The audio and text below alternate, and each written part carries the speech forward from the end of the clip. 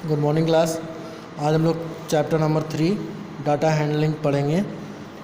ठीक है, इसमें क्या होता है कि हमारे पास कई तरीके के डाटा आते हैं। जैसे किसी का भी रिपोर्ट कार्ड हो गया या किसी भी कंपनी में क्या हुआ कि लास्ट साल के लास्ट में पूरा डाटा बनता है कि कितना लोगों ने प्रॉफिट कमाया या लॉस कमाया। उसके लिए क्या करते हैं, पूरे खर्च को जोड़ देते हैं, पूरे खर्च को और पूरी अर्निंग को जोड़ दिया जाता है। आय कितनी उससे कमाई हुई और कितना उन्होंने खर्च किया, इन सभी चीज़ों का एक डाटा बना करके फिर निकाला जाता है कि हमें कितना लॉस हुआ या प्रॉफिट हुआ। ये पता करने के लिए हम एक डाटा तैयार करते हैं। ठीक है, डाटा का मतलब ही है कि जो हमारा कुल खर्च है या कुल कमाई है उसके बारे में जानकारी लेना। या किसी भी बच्चे का अगर रिपोर्ट कार्ड की बात की जाए तो बच्चा पढ़ने में आगे बढ़ रहा है या पीछे जा रहा है, किसी भी चीज़ को आपको जानना है तो उसका डाटा रखना ज़रूरी है। ठीक है ना। तो डाटा हैंडलिंग का मतलब है कि डाटा को व्यवस्थित तरीके ढंग से रखना डाटा हैंडलिंग कहलाता है। ठीक है ना। The collection of a particular type of information in the form of numerical figures is called set of data. ठीक है, in short numerical information is called data. ठीक है, जो भी हम डाटा रख रहे हैं वो न्यूमेरिकल फॉर्म में जो भी है उसको हम बोलेंगे डाटा। ठीक है ना। Collection of data, the temperature और chart of particulated appropriated origin organisations of data. ठीक है, ऑर्गेनाइजेशंस कैसे करते हैं इनका काम। A collection of observation gathered initially is called raw data और अनग्रुप्ड डाटा। ठीक है ना। फॉर एग्जांपल इतना ये आपको डाटा दे दिया गया, अब इसको ऑर्गेनाइज़ करेंगे। ठीक है, चाहे हम किस तरीके से इसको हम ऑर्गेनाइज़ कर सकते हैं, बड़े से छोटा या छोटे से बड़े की तरफ, जैसे असेंडिंग या डिसेंडिंग ऑर्डर में रख करके फिर उसके बाद हम उसको सुधारेंगे और उसमें जो कॉमन चीज़ें हैं फिर वो पता करना आसान हो जाएगा। ऐसे में जो आपको डाटा है डिस्ट्रीब्यूट जो किया गया है, ये डाटा डिस्ट्रीब्यूशन जो है ये बहुत ही गलत तरीके से, देखिए 59 फिर 19 22 61 65 51 इस तरीके से डाटा आपको दिया गया है। तो ये ना तो असेंडिंग में है ना ही डिसेंडिंग में है। अगर हमें कोई भी चीज़ खोजनी होगी तो हमें लगेगा टाइम। इस टाइम को बचाने के लिए हम क्या करते हैं, डाटा को ऑर्गेनाइज़ कर लेते हैं। चाहे हम असेंडिंग में कर सकते हैं, चाहे हम इसको डिसेंडिंग में कर सकते हैं, जैसे हमारी ज़रूरत हो उस तरीके से। ठीक है ना, समझ में आई बात। अब इसी तरीके से मार्क्स वगैरह का भी डाटा बन सकता है। रोल नंबर इतना, ये कोई भी क्लास का डाटा है जिसमें लोगों ने नंबर लिए हैं, वो चीज़ें हो गई। तो क्लास में सैम ने सबसे ज़्यादा नंबर 100 में 53 गेन किया है, गोविंदा हैं उनके 90 नंबर हैं। ठीक है, इस तरीके से आपको दिया गया है डाटा। ठीक है, तो अगर हम चाहें तो अपने डाटा को व्यवस्थित रख सकते हैं जिससे हमें खोजने में आसानी होगी, और हम नहीं हैं तो कोई भी उस डाटा को आराम से खोज सकता है। ठीक है, समझ में आई बात। अभी हम लोग पिछली क्लासों में पढ़ के आए हैं टैली मार्क्स के बारे में। टैली मार्क्स क्या होता है, टैली मार्क्स जैसे कि हमें अगर 5 के अंदर तक, 5 नंबर के अंदर तक, मतलब 5 के अंदर तक, 5 के अंदर तक की बात होती तो 4 3 1, अगर कोई चीज़ 4 टाइम्स रिपीट हो रही है, 4 टाइम्स रिपीट हो रही, number of repetitions of data को बोलते हैं टैली मार्क्स के द्वारा। हम रिपीटेशंस ऑफ डाटा को हम टैली मार्क के थ्रू रिप्रेजेंट करते हैं। जैसे मान लीजिए कोई भी डाटा हमारे पास है 0 0 1 2 3 4 5 7 8 1 2, इस तरीके से कोई भी डाटा है। ठीक है, 3 4 6 6 5 5 5 3 बार 5, इस तरीके से कोई भी डाटा है। तो हम इसको अगर टैली मार्क के द्वारा रिप्रेजेंट करना हो तो पहले हम लिखेंगे 0 0 कितनी बार है, 2 बार है। 1 2, इसमें हमें लाइन खींचनी होती, लाइन ड्रॉ करनी होती। 1 कितनी बार है, 1 बार है। 2 बार है, 2 बार ये भी है। 2 कितनी बार है, 1 2 2 बार 2 है तो 1 2। 3 कितनी बार है, 2 3 भी हमको लगता है 2 बार ही है। 4 कितनी बार है, 4 1 टाइम्स है तो 4 को 1 टैली से दिखा देते हैं। ठीक है, 5 कितनी टाइम्स है, 5 है 1 2 3 4 टाइम्स है तो 1 2 3 4। ठीक है, 6 कितनी टाइम्स है, 6 कितनी टाइम्स है, 6 मान लेते हैं 6 दिख रहा है यहाँ पर, 7 टाइम्स है, 1 2 3 टाइम्स है। 7 कितने टाइम्स है? 2 टाइम्स है। 7 2 टाइम्स है, ठीक है। तो मतलब किसी भी डाटा को जब हम टैली मार्क्स में क्या कहते हैं, टैली मार्क्स में जब हम किसी भी डाटा को रिप्रेजेंट करते हैं तो मान लीजिए अगर 1 इससे छोटा हुआ तो उतनी बार हमको लाइन खींचनी होगी, ठीक है। अगर 4 से बड़ा हुआ, अगर 4 से बड़ा हुआ तो क्या होता है, 5 पे हम इसको कट कर देते हैं, 5 पे हम इसको ले जा कर के कट कर देते हैं। जैसे 5 आया तो 1 2 3 4 5, ठीक है, इस तरीके से कट कर देते हैं, उल्टा कट हो गया है, ठीक।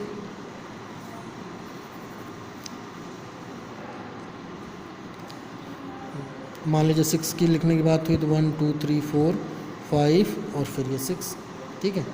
5 पे बस हमें ये ध्यान रखना है, जब 5 हो जाएगा तो इसको ऐसे कट कर देना है, ठीक है। एक बार हम समझा देते हैं। 1 को हम 1 से 2 को हम लिखेंगे 1 1, 3 को हम लिखेंगे 1 2 3, 4 को हम लिखेंगे 1 2 3 4, मतलब 4 ऐसे हो गया। 5 को हम, जब हमारे पास 5 हो जाएंगे तो हम उसको ऐसे कर देंगे बस। 5 6 होगा 1 2 3 4 5 6 7 हो जाएगा 1 2 3 4 5 6 7। 8 कैसे होगा? 8 होगा ऐसे 1 2 3 4 5 6 7 8। 9 कैसे रिप्रेजेंट होगा? 1 2 3 4 5 6 7 8 9। 10 कैसे होगा? 1 2 3 4 5 1 2 3 4 5 5 5 10 हो गया ना, ठीक है। टैली मार्क्स आपको अब समझ में आ ही गया होगा, ठीक है। अब अर्थमेटिक मीन होता है, मीन मोड मीडियन होता है, ठीक है। रिप्रेजेंटेटिव वैल्यूज़ होती हैं। अर्थमेटिक मीन की बात हो रही है यहाँ पर। अर्थमेटिक मीन का फॉर्मूला होता है, अर्थमेटिक मीन का जो फॉर्मूला है वो होता है सम ऑफ ऑल ऑब्जर्वेशन, ठीक, अपॉन नंबर ऑफ ऑब्जर्वेशन,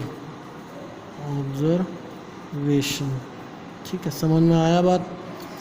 अब इसमें क्या है, अर्थमेटिक मीन। अर्थमेटिक मीन में सबसे ज़्यादा होता है, जैसे मान लीजिए हमारे पास कोई भी डाटा है, 10 टाइप्स के डाटा हैं, 8 या 5 डाटा हैं। 5 कोई प्लेयर है जिसने मैच खेला, 5 बार मैच खेला तो 5 बार उसने रन बनाए हैं, 8 18 15 20 0, ठीक है। तो कोई प्लेयर है जिसने मैच खेला, क्रिकेट खेला है और उसमें उसने इतने 5 मैच खेले हैं, 5 में ये रन बनाए हैं, ठीक है।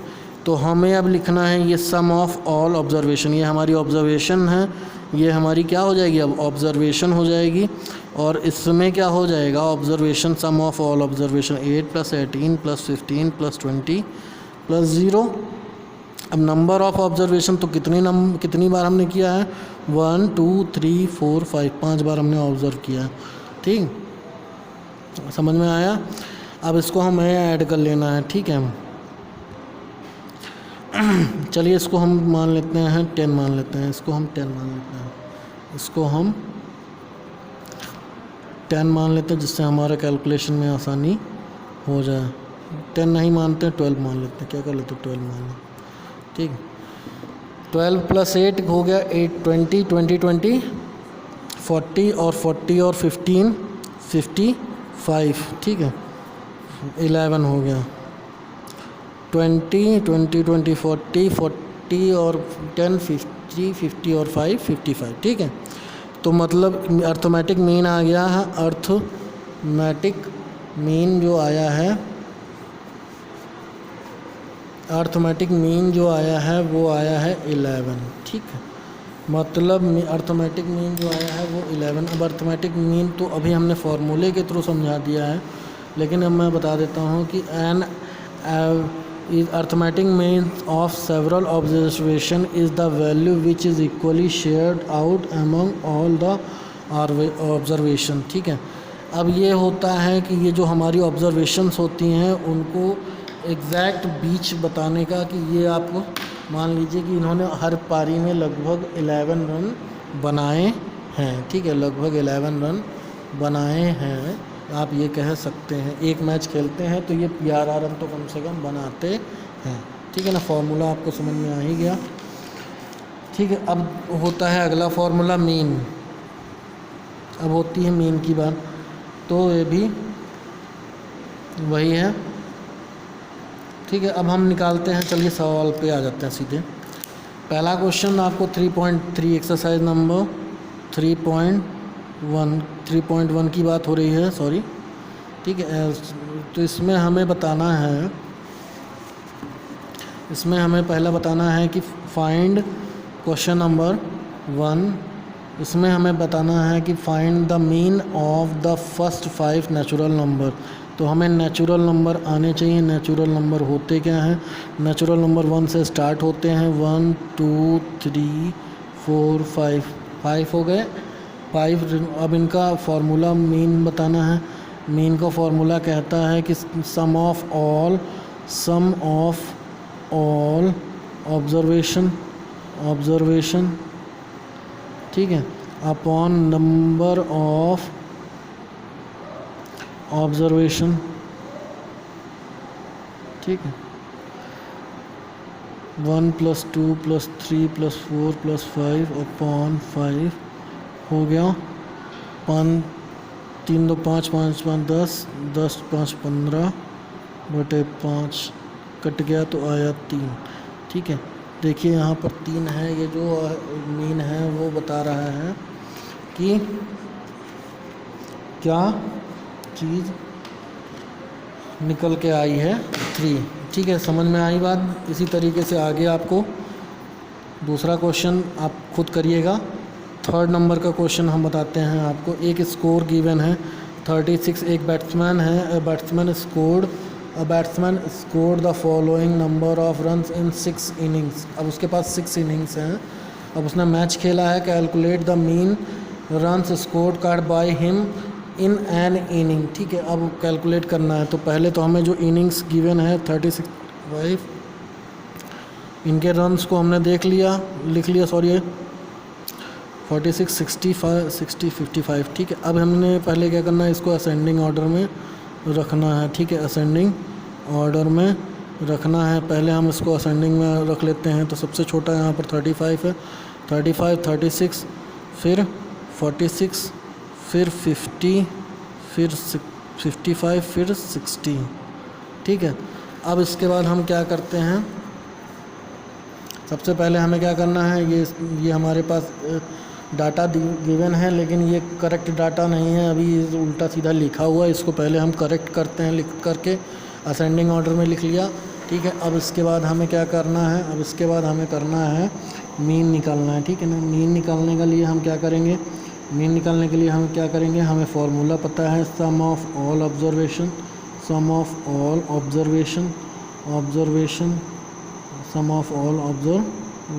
अपॉन नंबर ऑफ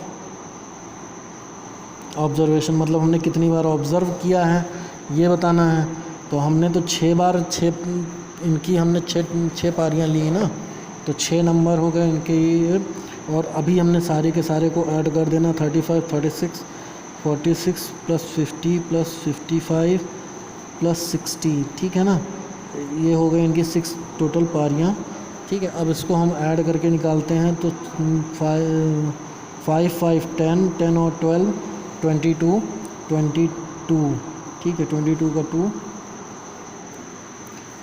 का 2 देखिए 5 6 11 11 6 17 17 17 और 5 22 2 गया कैरी 2 3 5 5 3 8 8 4 12 12 5 17 17 5 20 22 और 6 22 और 6 28, ठीक है। समझ में आया।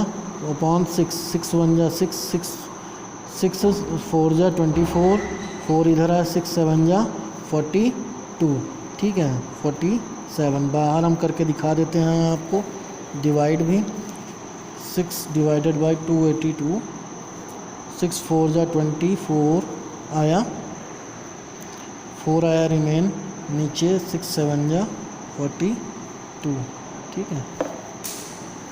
समझ में आया? तो मतलब इनकी जो इनिंग्स का वो मीन आया वो कितना आया 47। क्वेश्चन में आपसे बोल रहा था 3rd number question, calculate the mean runs और scored by him in all innings in n innings. तो इसमें आप लिख सकते हैं the mean of runs is equal to 47, ठीक है। ये हो गया हमारा आंसर।